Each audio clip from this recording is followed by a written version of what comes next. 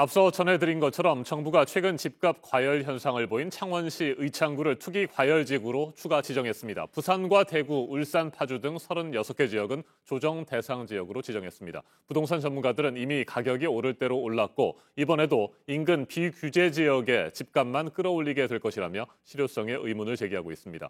권대중 명지대 부동산학과 교수 자리에 함께했습니다. 어서 오십시오. 안녕하세요. 네, 이른바 풍선 효과입니다. 네. 한쪽을 누르면 다른 한쪽이 부풀어 오르는 이 풍선 효과가 이번에도 어김없이 나타날 것이다 이런 우려들을 나타내고 있는데 어떻게 생각하십니까? 아마 그 두 가지로 양면성이 나타날 가능성이 있습니다. 지방 같은 경우는 이제 수요보다 공급이 많은 지역도 사실 있어요. 네. 투기 수요로 가격이 오르는 것도 있고요.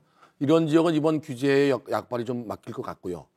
그 외에 주변적으로 또 확산될 가능성도 높습니다.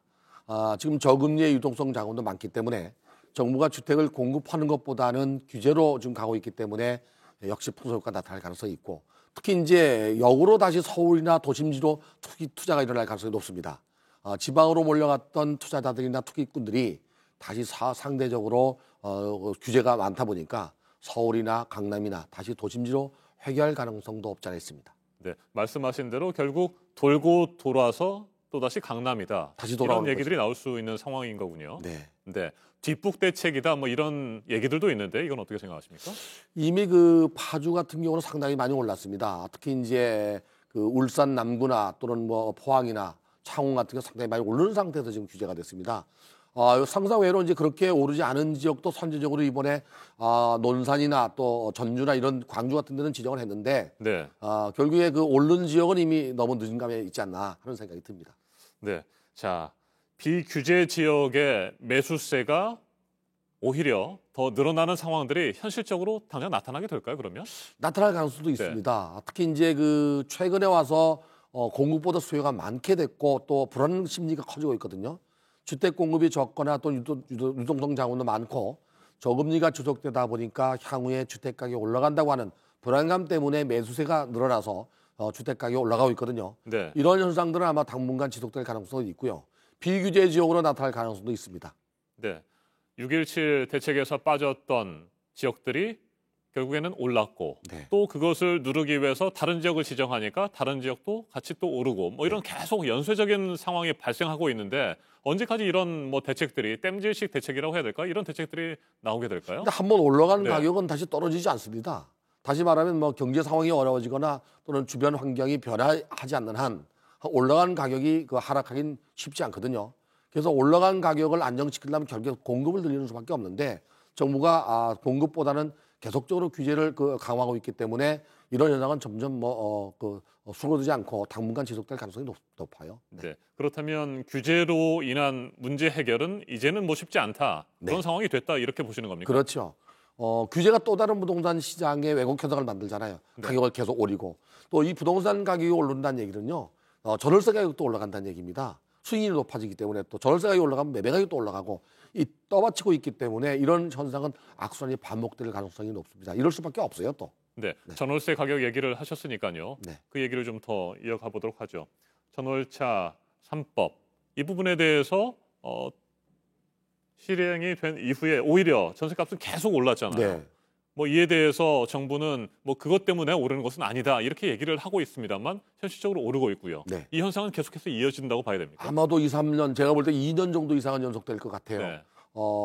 옛날에 그 1년이 2년 될 때는 한 3, 4개월 그랬는데 이번에는 지속될 가능성이 높은 이유가 계약갱이 청구권이 2년서 4년으로 늘어났잖아요. 네.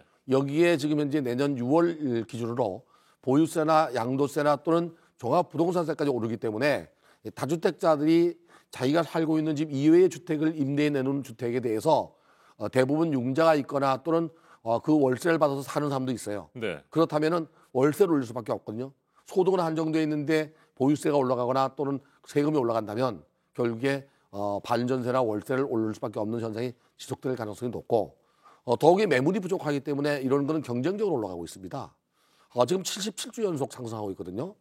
그래서 내년에도 입주 물량이 늘어나지 않는다면 이런 현상은 지속될 가능성이 높습니다. 그렇다면 집 없는 사람들은 갈수록 더 힘들어질 수밖에 없는 상황이잖아요. 그래서 이 그 아파트 전월세에 사는 사람, 특히 전세에 사는 사람들이 아파트 전세 가격이 올라가다 보니까 주변 지역의 다세대나 연립으로 밀려나는 현상이 나타나고 거기에 조금 능력 있는 사람들은 다시 이 다세대나 연립주택을 매입하는 현상이 나타나서 결국 비아파트 부분도 가격이 올라가고 있습니다.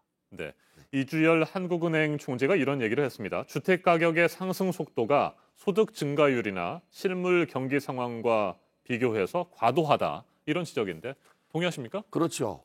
지금 물가 상승이 1.5% 뭐 1%도 안 되는데 집가 상승이 물가 상승의 1.3배만 넘으면은 조정 대상지로 지정할 수가 있어요. 이번에 그 36곳 지정한 데가 다 거기에 해당되는데 사실은 물가나 소득은 그 정도 따라가지 못하고 있거든요.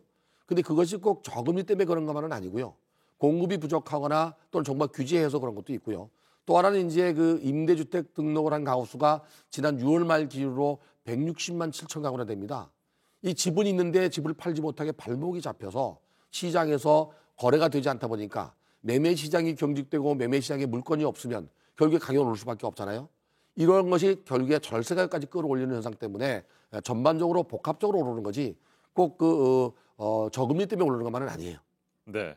자, 그렇다면 정부도 이제 뭐 규제보다는 공급을 늘리는 방안으로 정책을 진행할 가능성이 높고요. 네. 변창흠 국토교통부 후보자도 그런 얘기들을 하고 있지 않습니까? 네. 뭐 공급이 확실히 늘어날 가능성이 있다고 보시는 겁니까? 그런 정책들을 보면 말이죠. 2018년도 8.27 대책부터 그 당시 이제 민주당의 이해찬 대표가 대표를 맡았는데요. 그때부터 주택 공급 얘기가 나왔어요. 한 1년 정도는 없다가 그래서 그때부터 공급 얘기가 나왔지만 결국 정작 입주 물건은 아직도 없거든요.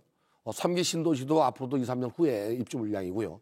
특히 입주 물량이 돌아오는 재개발 재건축 사업도 3, 4년 동안 안 했기 때문에 당분간은 입주 물량이 없으면 가격이 오를 수밖에 없는데 국토교통부 내정자인 변창흠 후보자가 원래 평상시에 주장하던 것이 임대주택 공급 확대입니다. 네. 저도 토론을 몇 번 같이 했는데 임대주택 공급을 확대를 주장했기 때문에 아마도 취임하면 3기 신도시나 또는 지난번에 정부가 발표한 127만 가구 플러스 알파의 주택 공급은 지속적으로 할 거고 거기에 덩달아서 임대주택 공급을 늘릴 확률은 높습니다. 네. 변 후보자는 서울 지역의 교통 여건이 좋은 지역에 역세권 위주로 고밀 개발을 하는 것도 필요하다. 뭐 이런 부분을 얘기를 했었는데 이 부분은 어떻게 생각하세요?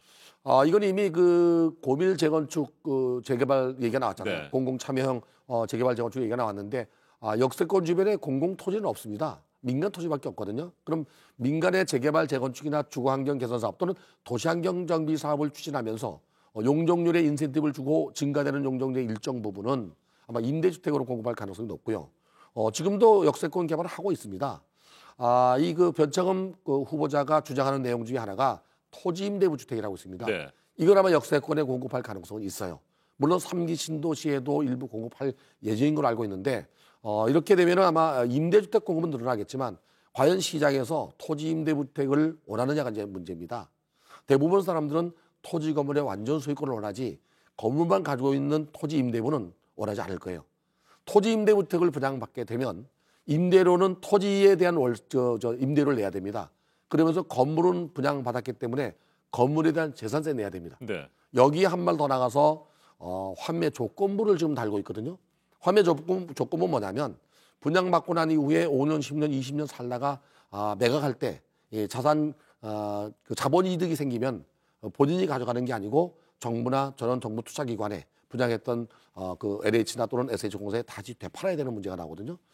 과연 이게 시장에서 단기적으로 임대주택을 사는 사람들은 인기가 있을 수 있지만 재산을 취득하는 사람 입장에서 원하는 거냐 하는 거는 두고 볼 문제입니다. 아마도 그런 주택이 공급된다 하더라도 2007년도 이미 공급한 사례가 있거든요. 실패할 가능성이 높습니다. 네. 그래서 결국 서울 지역의 공급을 늘리기 위해서는 재건축, 재개발의 기준을 완화하고 더 높이 지을 수 있도록 하는 수밖에 없다. 뭐 이런 얘기들이 나오는데 이 부분은 어떻게 생각하십니까? 최근 서울시장 보궐선거에 출마하려고 하는 후보자들이 내놓는 공약들을 보면은 서울시의 2013년도 박원순 시장 당시에 스카이라인을 49층에서 35층으로 낮췄거든요. 네. 이거를 복원하겠다는 게 있고요. 또 하나는 이제 재개발 재건축의 용적률을 올려서 주택 공급을 늘리겠다고 하는 게 있습니다. 물론 이제 국토이용관리법상 법적으로는 주거 지역의 용적률이 500%입니다. 근데 서울시장이 늘릴 수 있는 게 300%까지 늘릴 수 있거든요. 그렇다면은 지금의 250%, 200%, 150%로 이 수도권 정비계획법상 과밀역작권에 속하는 지역은 규제하고 있는데 이거를 완화해서 공급을 늘릴 가능성은 있습니다.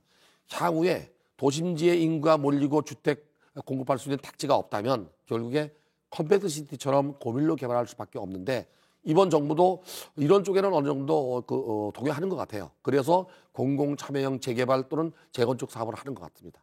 네, 알겠습니다. 끝으로 한 가지만 더 질문을 드리겠습니다. 지금 집이 없는 무주택자들 그러면 뭐 집을 사거나 아니면 전월세를 좀 안정적으로 얻을 수 있는 시기가 언제쯤이면 될 거다 뭐 이렇게 기대를 할 수 있습니까? 저는 아무래도 이제 임대주택 등록 가구 수가 160만 가구 정도 되는데요. 2018년, 19년도는 주로 아파트가 등록이 됐습니다. 2015년부터 시행한 법인데 2015년부터 17년도까지는 비아파트 부분이었어요. 네. 올해 수도권 지역에 한 48만 가구 정도가 풀리는데 아파트는 아니에요, 대부분이. 근데 이 아파트가 2018년, 19년에 등록한 게 4년, 8년 임대주택을 등록했는데 4년이 끝나는 2022년도 말, 2023년도에는 아마 대량으로 나오지 않겠나. 이게 기간이 만료되면 1년 내에 매각을 해야 되거든요. 또 4년, 8년의 임대주택 그 제도가 없어졌거든요. 거기에다가 2003년도부터 3기 신도시가 입주를 시작한다면 2023년부터는 매매 시장이나 전월세 시장이 좀 안정화될 거라고 보여집니다. 네, 아직도 많이 남았군요. 네. 그때까지 또 뭐 여러 가지 변수들이 있기 때문에 어떻게 될지도 모르는 거고요. 네, 오늘 여기까지 듣겠습니다. 권대중 명지대 부동산학과 교수였습니다. 말씀 잘 네, 들었습니다. 감사합니다.